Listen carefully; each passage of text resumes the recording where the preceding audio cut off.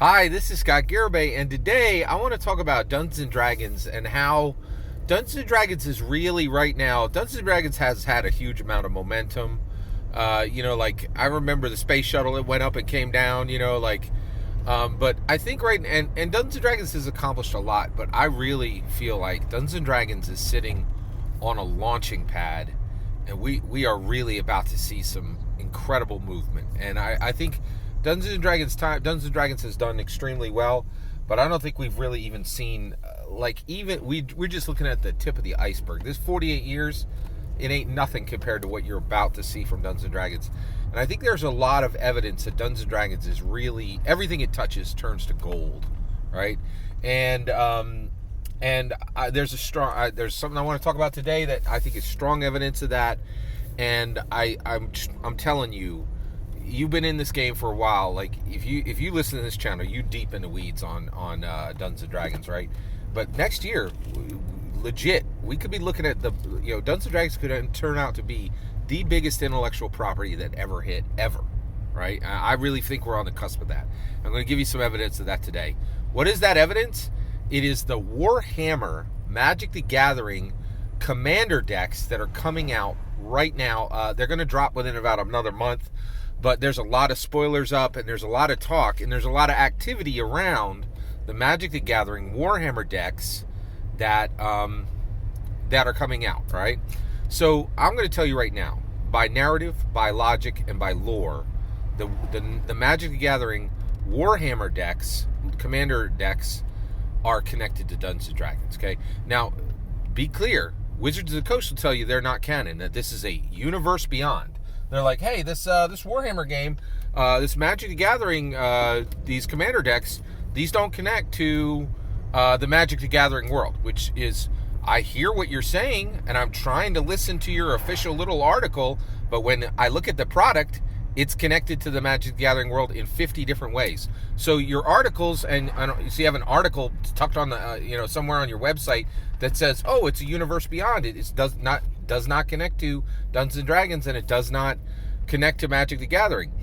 But then you just look at the product, which has 400 cards, and they're all massively connected to Dungeons and Dragons and Magic the Gathering, right? So Wizards of the Coast, for some reason, is saying this doesn't connect to Magic the Gathering. Well, the backs are exactly the same as every other set that's ever been printed for standard for Dungeons and Dragons, right? So that the cards can be put in with all the Dungeons and Dragons Magic the Gathering cards and all the Magic the Gathering cards, right? In addition to that, there are pieces of art. There are literally, like the Soul Ring is in Dominaria. The Soul Ring is in Forgotten Realms. The Soul Ring is in Warhammer. You're saying, hey, here's a magic item that started in the magic worlds. We're showing it you in the magic worlds. We're showing it to you in the Forgotten Realms on the cards, and we're showing it to you that exists in Warhammer.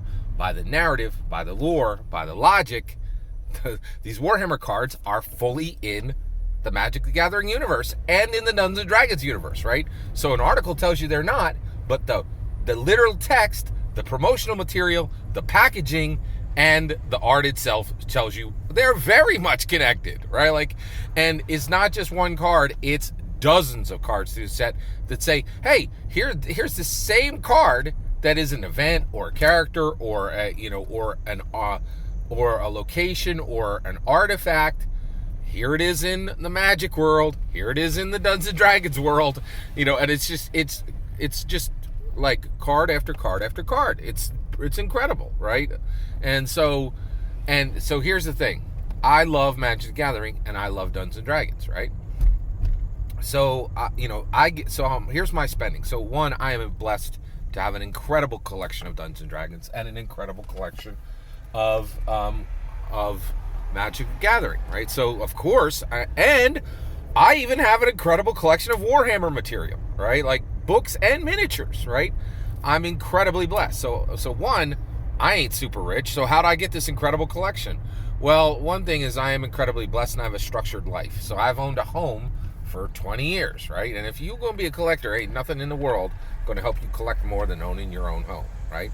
So what I do is I just get $60 every 2 weeks that I can spend on my own stuff, right?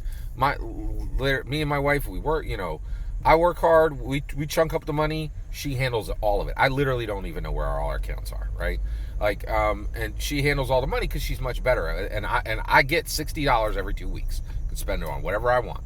And so for literally decades, I have done exactly that, right? Like for like we've been married 3 decades, right? And I've collected, so I've been collected for 4 decades, right? And I just get and my parents kept my stuff in my house until I was 20. Then I moved it all into my house, right? You know, actually, I didn't get a house until about 20 years ago. I moved into wherever I lived, kept it with me. And so I've kept my collection with me for 40 years, right? And if you just continue buying and you don't stop and you keep everything you got, right? And sell the most expensive stuff when you have to, right? You end up with a lot, right? So I was like, oh, bet. Warhammer Magic the Gathering, that's connected to Dungeons and Dragons by narrative, lore, and logic, if not by canon. I'm in. That sounds pretty sweet to me, right? So I just total over to Amazon and like, okay, I would like these 4 Magic the Gathering decks. These are 4 decks. Yeah, they're probably gonna be $30 a piece. This should be about $120, right? And they're like, no. You first of all, for the bog standard non-collectibles decks, 4 decks, right? You're going to pay $220. That's over $50 a deck. And if you want the nice shiny one, the collectible one, it's $517 for the decks. And I was like, for 4 decks, $517? And I was like, oh, wait, no problem. Let's slow up here. I'm on some weird site, you know, that is reselling these at outrageous prices before they even drop. No, that is Wizards priced. Wizards will sell you these Warhammer decks for $500. That's the retail discount price on Amazon, right? Like, what? Like, that is huge, right?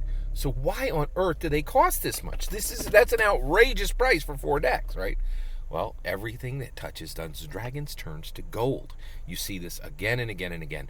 Every single indie company in the world who does what Dungeons & Dragons is, making tabletop role-playing games, is converting, is chasing Wizards of the Coast, chasing Dungeons & Dragons, trying to get a fraction of their success. And quite literally in 2021 and 2022, there was an agreement. Like, it was an unspoken agreement across every indie company, and they were like, let's stop pretending. Nobody's going to play our systems on our rules. Everything gets converted to Dungeons & Dragons, Perkinian Dungeons & Dragons. Everything gets converted to, right now, current Dungeons & Dragons. And you could see it everywhere. Every indie is just giving up. They're like, we can't ask people to play our games under our rules, because they won't. We just ain't there anymore. So we're going to have to give up and convert to Perkinian Dungeons & Dragons. And that's exactly what they're doing. Every indie in the world is taking their world and converting it to Dungeons & Dragons rules. And so I'm telling you, man, pay attention. Everything Dungeons & Dragons connects to turns to gold, and that's the other thing is, there's lots of CCGs, right? Ain't none of them as big as Magic. And the reason why is Magic has been on a trajectory toward Dungeons & Dragons from the beginning, and everything that Dungeons & Dragons touches turns to gold, right? Dungeons & Dragons is in its 80s Marvel state. People don't understand the value, but they gonna. All that's my humble opinion. I'd love to hear your thoughts. Let me know in the comments below. Have any of you ordered these decks? I'm not going to be able to get them. They're too much money, right? Which is, crocodile tear here, man. I'd love to hear your thoughts on this. Let me know in the comments below. Please consider liking and subscribing, and have a wonderful millennium.